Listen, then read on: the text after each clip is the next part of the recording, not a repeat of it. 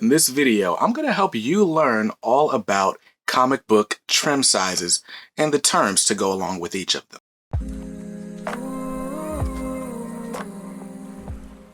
What's up guys, BJ Kicks here. I buy comics, I read them, and I review them all for your viewing pleasure. So if you're new here, welcome, and if you're not, welcome back. Now, this is my very first episode in a series called Comics 101. Where I teach you all the things I wish someone had just sat down and taught me when I first got into comic books. Now, regularly on this channel, I do unboxings and hauls, reviews, all sorts of other stuff. So if you're interested in that type of content and learning more about the medium, you should definitely hit that subscribe button, then hit the notification bell so you don't miss out. So today, we're talking about comic book terms, definitions, and specifically we're talking about the different sizes and types of comic books that are available on the market today. Now, I've heard all sorts of terms going around. Like when I first started in comics, I started in comics about 2 years ago. In May will mark 2 years exactly. Right. But you start hearing all kinds of stuff. You hear about floppies and trades and slabs, and you're like, what the heck are these people talking about? It's bad enough that I'm in this store that I've never experienced, and there's people that are just like super hardcore fans, and I'm just like, ooh, pretty pictures, right? So anyway, I decided, just in case you're new to comics, or, I know some people in my audience are a bit younger. So I wanted to make sure that you all had an easy to understand guide to what the different types of comic book sizes are. So I'm basically going to start with the most basic all the way up to like the most premium types of formats. And we're going to go ahead and get into it. Of course, everything you see today is going to be featuring my favorite character, Batman. So we're going to start off with this. This is the single issue comic book. Now, you also may hear these referred to as floppies, or even some people in the business might call them periodicals, right? And why they're called periodicals? Because single issue comics come out on a regular basis, whether that's monthly. Some books double ship, which means they come out twice per month. And even, there are other series that even come out weekly. So very cool. But this is a single issue comic book. It is one story, like one individual issue of a book that can be a part of a larger run by an artist or a writer and artist team. This particular issue is Batman 612. It is part of the Hush storyline that was written by, good Lord, who wrote Rush? Okay, so this is part of the Hush storyline that was written by Jeff Loeb and drawn by artist Jim Lee, who did this amazing cover. Shout out to my man, Chris Krell. Obviously, this cover doesn't show my homie Batman in the best light, but it's okay. Batman definitely shines in this series.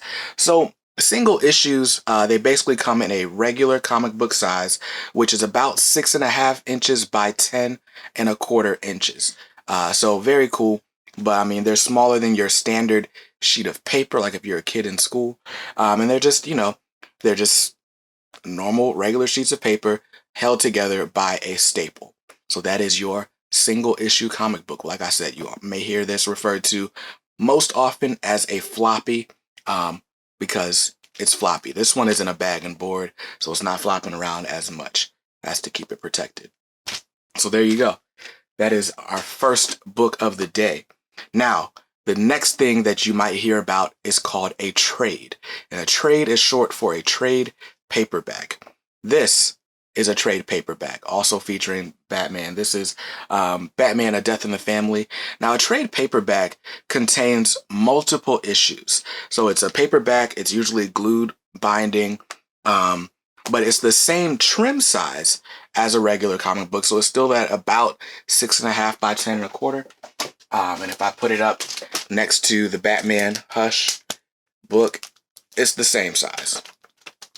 So very cool. A trade paperback is great if you just want to read a whole story, right? Most single issues these days don't wrap up a full story in one issue.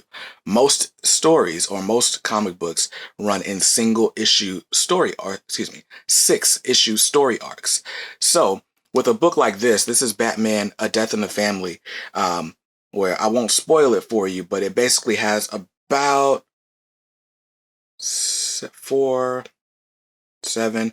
It's basically about a 12-issue storyline that ultimately sees the death of Jason Todd, or this Robin, on the front. But what's great about trade paperbacks is that usually a trade paperback is a full story. So if you're new to comics and you're like, I just want to read a good story featuring Batman, this is a self-contained way to learn more about Batman and not feel like, okay, but what happened before and what happened after? Unless you, of course, want to continue. Now, this is like a story that pretty much wraps up in one. But every series that's coming out right now basically gets numbered volumes. So you might find volume 2 or volume 3 of a trade paperback title. But a lot of the times those volumes, even though they do build on each other subtly, you can read them as standalones as well. So that's very cool. I definitely recommend trade paperbacks as an inexpensive way for someone to get into comic books who aren't as familiar with a particular character or story. So after you get trades, you also have what we call a standard size hardcover. So a standard size hardcover like this is also featuring Batman. This is Dark Knight, a true Batman story. So very similar to a trade paperback. This is going to contain anywhere from 6 to maybe 12 issues in a self-contained story, or it could even be a continuation of a story that's already going on. What defines a standard hardcover is the trim size. So again, even though the board might be a little bit bigger, the pages inside this book are the same size as the pages of a normal comic book. So you're still getting that same about 6.5 by 10 or 10.25 inches on your standard sized hardcover. And we don't really have a nickname for these. They're just standard hardcovers, or HCs. So that's all of the standard sized comic book formats. Now let's get into some of the more oversized, as we like to call them. So this Batman, this is Batman Rebirth Volume 1, right? We've even got the numbered on the title. I don't know if you can see that because that light's kind of bright. But this is Batman Rebirth #1. This is by Tom King, but this is the deluxe edition. Now, a deluxe edition, your terminology may vary, but basically we refer to a deluxe edition when we say deluxe edition when we're talking about an oversized hardcover. So instead of having regular sized pages in a deluxe hardcover, or an OHC, which stands for oversized hardcover, you're going to get a comic book trim size of 7.7 by 11.25. So that's the size of the page. Of course, the thickness may vary just depending on the page count, how many issues are included, and things like that. So these are oversized because the artwork inside, or the pages inside, are a little bit bigger. So it's great if you want to experience a story, if you are really a big fan of artwork. This is pretty much the biggest size that you can get it in without paying an arm and a leg. Now, a lot of people like these deluxe hardcovers. They feel like they're the best way to collect a story that's really important to you. Because like I said, it's a hardcover, so it's durable, but then also that artwork is oversized. I love the deluxe format, and I love having books in hardcover. So you'll see a lot of these, but this isn't my favorite format. My favorite format, and we'll go ahead and get to that now,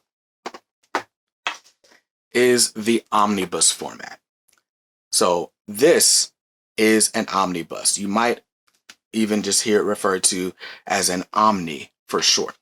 But this is Batman by Grant Morrison, Volume 1.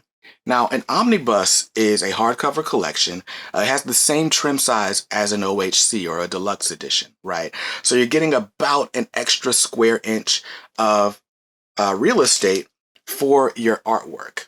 And boy, do some stories just have the most amazing artwork that you'll want to see in an oversized format. I mean, this is Batman by Grant Morrison. There's some David Finch in here. The first appearance of Damian Wayne is in here. There's a lot to love about this particular book, but we're not talking about that today. So an omnibus is basically a collection of stories by either a single writer or by a writer and artist team. So they focus on trying to tell a complete story or capture a complete run. Sometimes they're able to do this in one volume.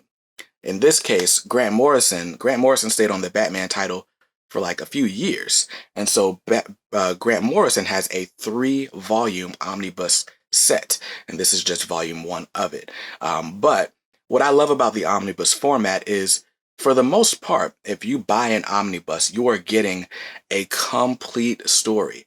Now, I've talked about how trades and standard hardcovers might have a full story arc, but like I said, with omnibus, a lot of times they're collecting a full run, and a run is just a basically a series by a complete or a certain writer and a certain artist. So very cool. Grant Morrison's run is one of the best runs on Batman, and what I love about the omnibus format is, I mean, this book had a cover price of $75 when it came out. So as long as you're buying these books when they're in print, I mean, this book collects almost 30 issues. So a single issue comic book is going to cost you anywhere from $3 to $5 right now.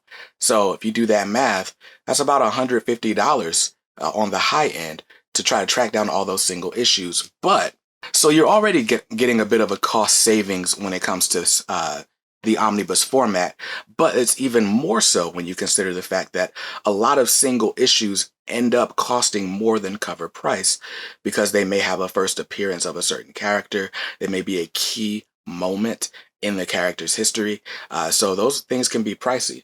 Like, for example, that Batman 612 I showed you had a cover price of $2.99, but now if you wanted to buy that book, it would cost you at least $20. So things to keep in mind. So if you want to track down a full story without worrying about, oh man, is there an issue in here that's going to cost me $100? Then go with the omnibus format. It's my favorite, and it's probably going to end up being one of yours too. They display beautifully on your shelf, as you can see behind me. So let's put that down.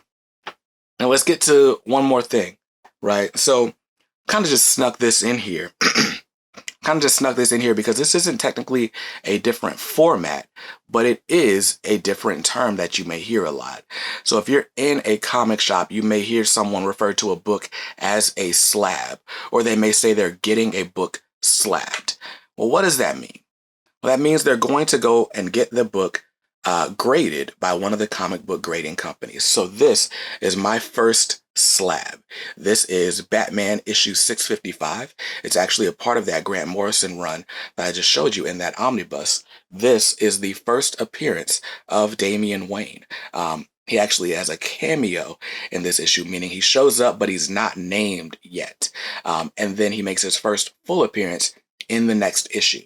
Now, this book in this condition is graded at a 9.8, which is basically 2 steps below a perfect comic book with no flaws at all. Usually the highest grade you're going to find is a 9.8. 9.9s and 10.0s are really, really rare. But anyway, so this book, when it came out, had a cover price of $2.99. But for me to buy this book in this condition, already graded, was $150, right? So a slab is just a great way to encapsulate or to protect an issue that has significance to you.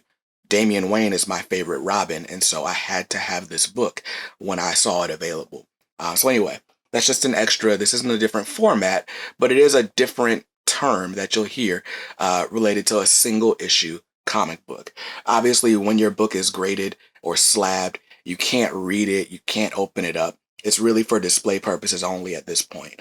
But because it's encapsulated, the condition is not going to deteriorate, and that is really good. I should say, unless you put it in direct sunlight. If you put it in direct sunlight, this is going to fade. You don't want to do that. Don't do that. Don't be that guy.